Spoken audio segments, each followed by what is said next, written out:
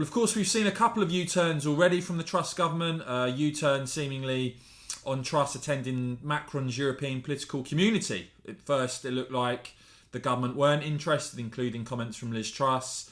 And then seemingly emerging that Truss will herself be attending, it looks like. Of course, we've seen the U-turn on tax policy that I'm sure is encourage rebel Conservative MPs in the Labour Party to stick it on the Truss government even more because they know they can get U-turns. Well, are we going to see another U-turn in terms of a deal with the EU? Of course, we've seen Northern Ireland Minister Steve Baker apologising to the EU. Talk of Truss triggering Article 16 has gone completely quiet.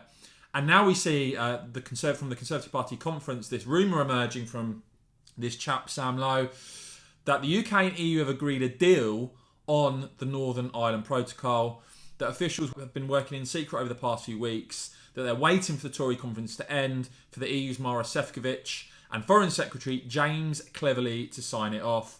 Now, some are playing that down, so they don't think a deal is close. But you see, Lisa O'Carroll actually asked Foreign Secretary James Cleverly about that tweet of a deal being done.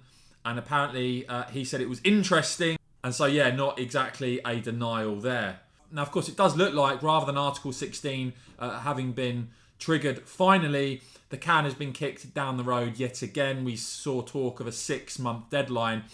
But as we look at this prospect, perhaps, of a deal being done between the Truss government and the EU, let's just remind ourselves what Truss said about the prospect of a deal with the EU.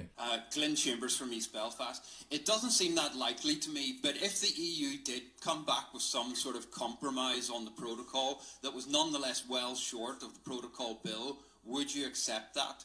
And secondly, are we going to have to wait a year for the protocol bill to actually become law as it goes through the House of Lords?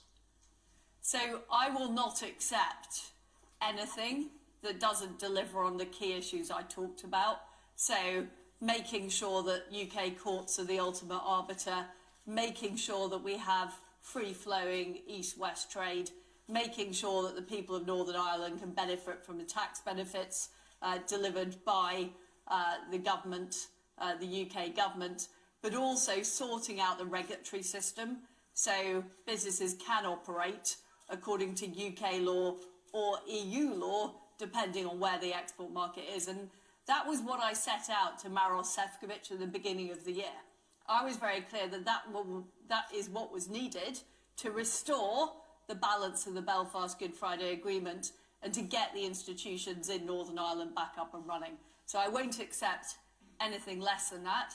You know, it might take time to get this bill through the House of Lords, but the sooner we start, the sooner we'll finish. And I'm determined to get it done as quickly as possible. And what I expect is the House of Lords will see the fact that this bill has got a strong mandate from the House of Commons, and they will understand that this is a priority for the government to deliver.